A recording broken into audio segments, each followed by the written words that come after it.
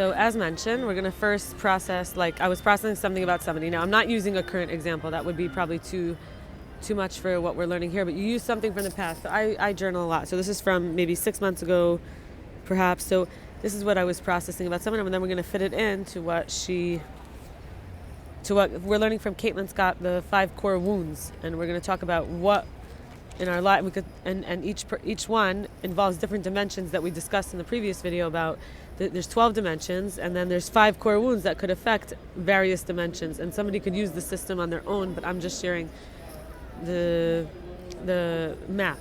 So first of all, processing about him is that I felt he tried to love me. In exchange, I tried to give him, resources, including a home. I tried to even convince him of this, but he said his love was real. But I pointed out that he squeezed and hate, and he was squeezed, and hate and contempt and resentment came out against me. Now, this is somebody who I helped a lot for 4 years, but this is how I was feeling, not saying it's true. And while we discussed, he tried to intimidate me, saying, who doesn't listen to me will be sad later.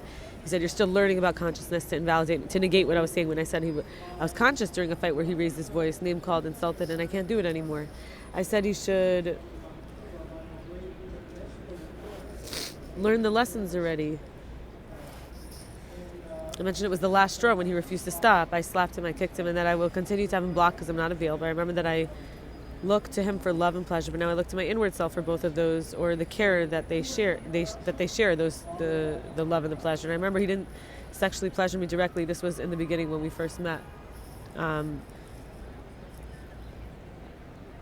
be frank, I felt by hand, he just grabbed at my nipples or jerked his hand in my, I don't want to say groin or labia, I don't know what to call it. Anyway, he wasn't doing it properly, sensually, devotedly. In other words, he was too aggressive, even with giving me like something that was supposed to be for me. So even as he started speaking in a rapid fire, escalated, ramped up way, cutting me off, I said, how many times does one have to ask you to take a deep breath or to stop talking? And I decided to go, and he asked me to look at him, and I didn't, and I left. Maybe it's because when I approached, he said that he was happy to see me. I said, good for you. And when he said he loves me, I said, love is a feeling in the heart, and love and pleasure come on the inside. And I also, when he said I'm his everything, I said I'm also nothing, and he can get by fine without me. Everything includes nothing, and you can ask anyone for anything. So that was something that happened. Now, it's not recent. It happened like 6 months ago. But you see, I believed a lot of things, even when he was saying different things, and I was kind of sabotaging or lashing out or pushing away. So let's talk. The 5 core wounds. Number 1 is from Caitlin D. Scott. Karma. Karma is the pattern of cause and effect where we get locked into repeating cycles. So this is a 4D core wound, and it's not about morals or punishment for bad behavior. Karma is the wheel of patterns and issues and dynamics playing out over and over again until we finally realize we're repeating the story and we make a new choice to end the cycle. The signs are repeating the same stories and issues in relationships with different people throughout life, attracting some type of person in life, financial cycles of feast and famine, or living paycheck to paycheck, coming up against roadblocks whenever we reach a certain point.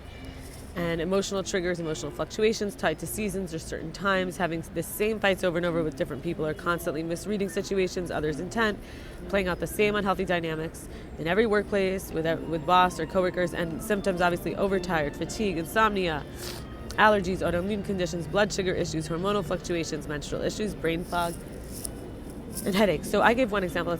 If you want to pause this and you just figure out what's your example. I gave the one with that guy, Michael, that I wrote about. So you could write one too. So 5D, 2. Oh, sorry. So 2, the next core wound is connection. This is a 5D issue. Connection is our links to other people, the planet, and our personal goals and desires. This is how we bridge our internal and external world and the areas of life we choose to associate with and how we do so. These are where friendships, family dynamics, career paths, and manifestations reside. They are vital to our ability to thrive. Signs would be sabotaging if there's this core wound, would be sabotaging relationships before others can hurt me, whether it's losing interest, cheating, ghosting, pushing others away. Could be isolation or withdrawal, codependency in relationships, friends complaining, that I act different or I ignore them when I'm in a relationship, or not knowing what I want, or feeling out of tune with what brings me pleasure, or feeling like a black sheep, nobody understands me or what I'm going through, or like I don't belong, struggling with particular types of people or archetypes, for example, authority figure, or feeling unsafe around men, or being in competition with other women. And of course, not following my heart because afraid of somebody being mad at me, judging my decisions. We might constantly feel disconnected from ourselves, the planet, and our body, and our peers, or from our partner or love interest. Symptoms would be trouble gaining or losing weight, brain fog, inflammation, swelling, back, neck pain, joint pain, skin rashes, rosacea, acne, chronic or recurrent fungal, viral, bacterial infections. And she actually said something interesting. She said when somebody's so lonely, they actually create infections sometimes subconsciously. Chas v'shalom, God forbid. The third is reciprocity. This affects the 5D, the 7D, and the 11D dimensions. Reciprocity is the art of giving, receiving, and being in absolute flow. It can be actual or physical, like gifts or compliments, but it could also be like opportunities, insights. It could be information, and it could even be money.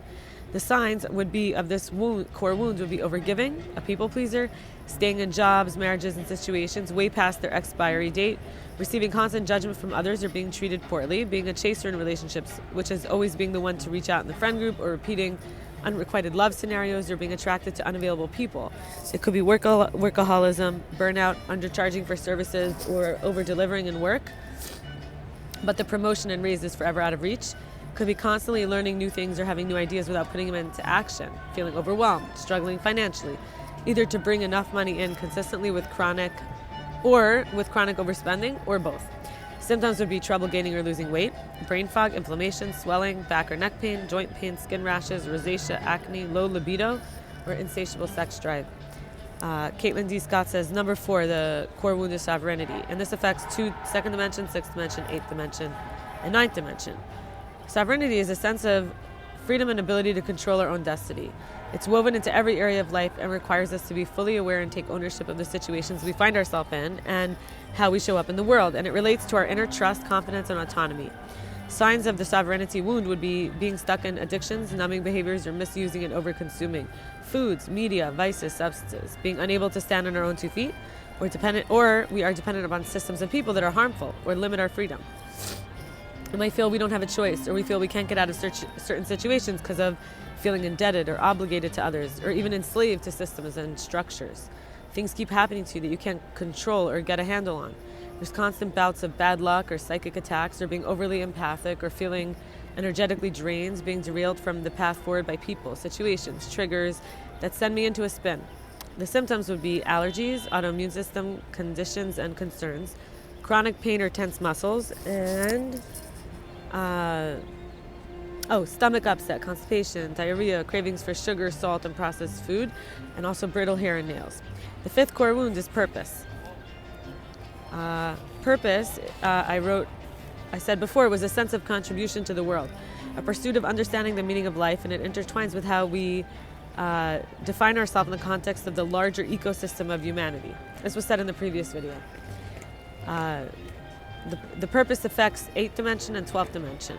The signs would be recurring, that someone has this core wound, would be recurring thought of why am I even here? What is my purpose? What am I supposed to be doing with my life? How am I supposed to make money?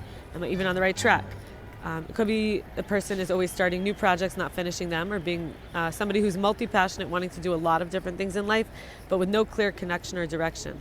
Someone could be judged for lack of commitment, follow through, clinging to old identities to prove people wrong or not let them down. Could be mimicking and copying other people's purposes and paths because you look to them. It could be feeling pressure to follow in others' footsteps, and the symptoms would be stubborn health issues that refuse to budge, new and obnoxious sensations that seem to materialize out of nowhere, weight gain or inflammation, fatigue, trouble sleeping, and dark circles under the eyes. And we're going to stop here. We're going to leave it at that. Okay, all the best. Bye-bye.